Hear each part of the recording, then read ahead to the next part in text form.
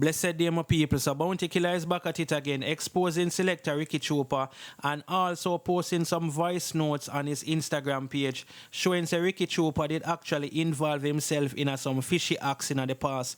Yes, my people, it seemed like Ricky Trooper did get some money, some big money like £4,000 for actually play at a GAY party. You see it, my people. So I'm going to show you a Bounty post, but also we're going to talk about Mavado. Seeing people, Mavado actually addressed the whole warranting in Jamaica, because remember it is being said that there's a warrant out for Mavado in Jamaica right now. Well, Mavado finally addressed that. Tim also addressed Jennifer Mosado, which is the woman who them say actually robbed Mavado of $30 million. Well, I think him to get back some of the money, but she still have a whole heap of money for me. I understand what I say, people. So Mavado make a post and I'm going to show you that as well. But also we're going to talk about some sad news as it relates to a popular rapper passing away. As my people, and you don't know if you're born in the 80s or maybe in the 90s, then you will know the rapper who me talk about. You see me, him actually go by the name Coolio. He did a song that was very big, and that song goes by the name of Gangsta's Paradise. It was also the soundtrack for a movie named Dangerous Minds.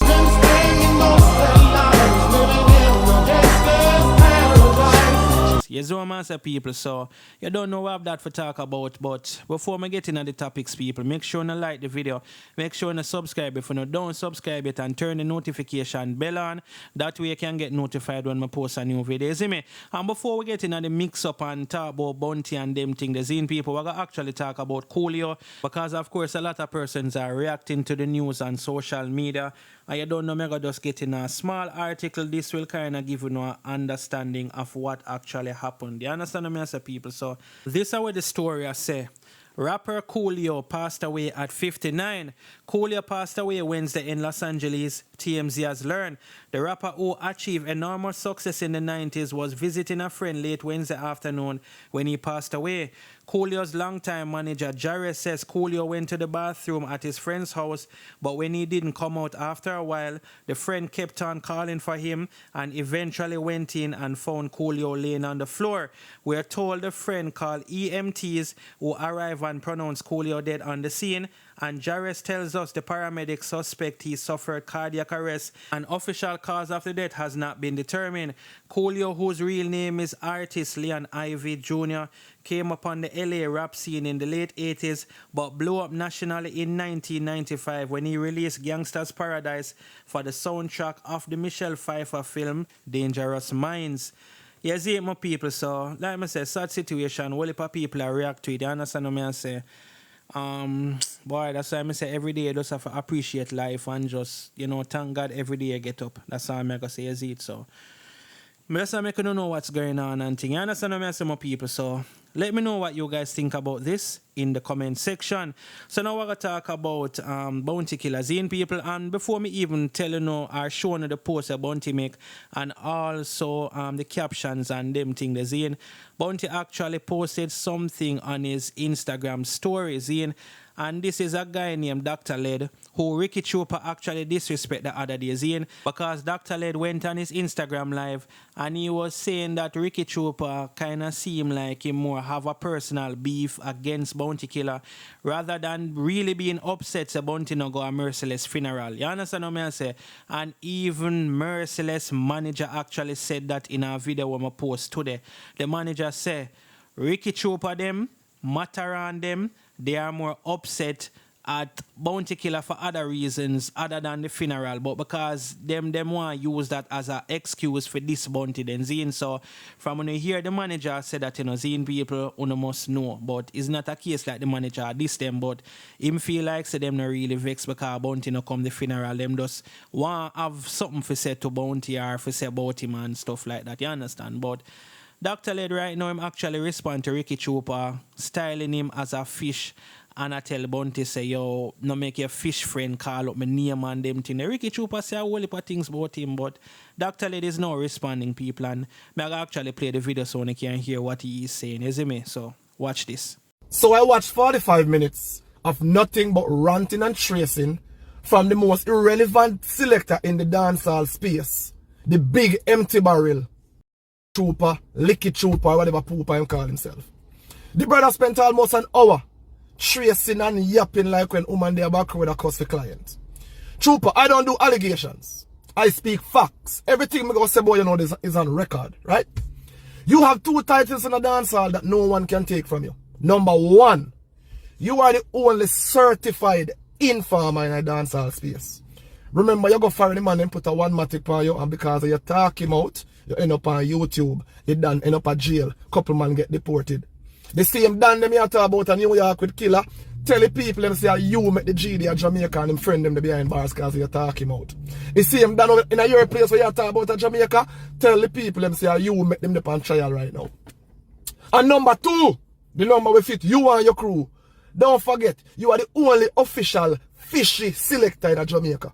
And you are the only selector in Jamaica who's an end record in fishy conversation, collecting fishy money and fishy bookings. You know? Remember, I said the same talking out you have, you know, make a selector from Christian and hand down so much jacket to you, you know, because you chat too much, your woman them ever give you bun. The same young youth them where you fight and cuss every day, them see you in a video and look strange from now. Isn't that disappointing? Alright, my people, so that is what he had to say. And at the end of the day, still, everybody have to defend themselves. You can't have a man a style you up as fish and a call you this and that. You understand? And Ricky Trooper did style up the man, you know what I'm saying? And me gonna be honest, Dr. Led originally never really diss Ricky Trooper to the fullest, you know. Him just say, you know, Ricky Trooper more seem like him have a personal vendetta against Bounty, which me feel like that is the main reason, because look how much other people not go to the funeral. How a Bounty alone them a talk about and Beanie Man. We never looking at that people. Anyway, we're going to move on to a Bounty say right about now. Zine, so Bounty Killer goes up and post up 2 voice notes revealing that Ricky Trooper went to play at a fishy event for £4,000 and thing. You understand, people? So I'm going to play the voice notes them now so we can hear what go on, and then I'm going to show now what Bounty Killer posted in the caption. Listen to this, my people. Sorry, Mr. Trooper, I forgot to ask, when you come over to Europe, would it just be yourself that we would be catering for, or do you have anybody that you would be travelling with? Well, usually I have somebody who like that person always like, she's the person that always like do all my bookings in Europe. Okay. Okay, that person lives in Italy. Okay. You know, so if it's going to be in Germany, it wouldn't be it wouldn't be nothing difficult for her to fly from Italy to come to Germany. Italy, they're close to Germany. Okay. Okay. And if we asked you to wear some promotional clothing, like a T-shirt or something like that, would you have any objections? No, I don't have objection. I don't have objection to help for not doing the promotion. You know? You understand? Okay. Yeah. Okay. I don't have objection for help for the doing. I'm a big jockey, okay? And as I told you, I play for any place of people I play for, okay? Yeah. So I'm saying, when you come to music now, so it's like, you know, yeah. the case anybody, you understand? Yeah. So I'm saying, another problem with stuff like that. Okay. I'm really... I'm a big jockey, so I want my services. And from the money is right, yeah. you have me. That's Okay. the next point. Okay. And what sort of money would we be talking? I'm very expensive, you know. I understand. What sort of money would we be talking, though? Because usually when like gigs like that, 4,000 euros. Euro. Okay. Yeah. And obviously, with that, you would expect flight, hotel, the regular, yeah? Yeah. So you have it. Yeah. Said that you're okay to, you know, perform for the gay and lesbian crowd, but the promotional T-shirt that we would want you to wear for some of the promotions, we would like to send it to you in advance of the event, and maybe if you could have some photographs done yourself, would that be possible? Well, with that part, my management would have to deal with that part, you know. So may I say? Okay. See? Because I would have, they the ones who would have to make that final decision. Okay. Because I say we're not a problem, you know. Okay. But I'm not sure if they would want me like, you know, because like, at the moment I have a contract with this company that stands by the name of Step Design. Okay. And usually when I play, those people, like, who have a contract with them, where I will unload their clothing when I'm performing. Could we approach them about maybe making an article for the Rainbow Party, just to like, you know, with your name on maybe their brand as well? Yeah, I could where my management did have to speak to them, and then they will have to find a decision because those, I'm signed to those people at the moment, so I'm trying to wear their clothing and their clothesline and any gig that I'm doing. Okay. Obviously, I mean, with this type of event, it's very hard sometimes to find like reggae-based dancehall sounds that would be happy to perform for, you know, gay and lesbian events. So, I mean, if it went well, would you be interested in doing further events? I'm saying from the money is right, you know, okay? Okay. I play for any event for the money, right, you know? Okay. See, I'm a disc jockey. Okay. See, so when I translate heterosexual, whether bisexual, whether a gay person, see, when I play, how do you know that he's a person who is gay? Alright, so after Bounty post that, in the caption him say, people, only remember a few years ago, Titty Scooper got shit up in a fishnet for £4,000. Kindly refresh your brain, take a listen. You see me, and him say, yo, the thing gets sticky. Some selector boy too licky. PUSSY say him play anywhere for anybody from Money Run. Nasty dirty germs, but my son a BATTY. Show your jacket pitney them no. Anyway, Bunty go on for say, here how the fussy willing and agree to promote and wear a t-shirt. Man a bad man, so when a friend fish can't hold out the PUSSY them, sell out dancehall, mermail them. You see my people, so that's what Bunty have to say. And as me say people, all is fear in love and war. You understand? So at the end of the day, anything we Bunty see we can use against Ricky Trooper, he might go do that. You see what I'm saying? I remember them voice note thing they come out some time ago about, I don't know, Bunty seem like he might keep up with what the vloggers them a post and stuff like that because he actually take that voice note off of Fame Edge's YouTube channel. You see my people? So that's a go on and what I go on. You see it? But let me know what you guys think about this in the comment section. So now we're going to move on to Mavado. Seeing people, and as me say, Mavado right now, he might address a whole heap of things as it relates to the warrant that is out for him in Jamaica. You see it, people, because they did actually confirm, say them still want Mavado in Jamaica. And of course, I believe this will actually mess with Mavado trial as the entertainer was scheduled to give some video we call it now video testimony. Yes, people, him did actually figure some testimony over video, but them did say if there was a warrant out for him, then that would not be possible. You understand what I say? So let me get to the post I'm over to make right about now. You see me? So him start off by saying, let's talk about this so-called warrant we have heard all about all of a sudden after 4 years. It seems as if some officers assigned to the Constant Spring police station, Jennifer Mavado and her people are conspiring against me. The same police that locked my son up years ago are also the same police that suddenly came up with this warrant 4 years later. In particular, one female officer who told me that Jennifer Mavado is her friend.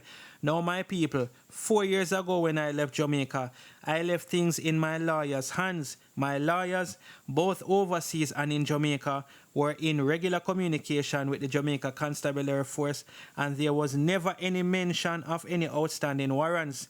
Nothing like that was said to my lawyers over a 4 years period. I wasn't wanted for anything or any reason in Jamaica. In my son's case, the witness went to court after he's already changed his story 3 times in 3 different statements. He also told the court that he didn't mention anything about me and that his statements were altered. So how can a judge still find my son guilty with 3 altered statements and a new statement given on the stand? People are concluding that this looks like blatant corruption, but we are confident the justice system will find exactly that in the appeal. Presently, the DPP office is telling my lawyers that I need to come in and deal with the warrant to be able to testify. What a setup. So now I'm wondering, how many more manufactured outstanding warrants are out there? Can I know before I get there, or do I have to wait until I get there to find out? It seems as if the justice system needs to weed out its own criminals, but we keep the faith in the justice system to do the right thing in mind and everybody's case. I would like to ask the DPP office, why hasn't Townsend been investigated for his part in all this, and why hasn't Jennifer Mavado been charged for money laundering and scamming? She's a chopper. Speaking of chopper, pay attention to this video. This fully sane woman in the middle of halfway tree posing as a mad woman, because that's their next defense in court on the trial date coming up very soon. I would like to remind the judge that this woman was of sound mind when she stole my 30 million and is of sound mind today. On the morning of the most recent court date, the DPP second in command got my business phone number and called me around 9 a.m. to ask me if I had any idea about a warrant, because it's time for a trial, and a warrant miraculously appeared from the Constant Spring police station, which has a well-documented history of corruption. Now, my people, keep in mind, Christopher Townsend, Jennifer Mavado's lawyer, was the first person to mention this so-called warrant.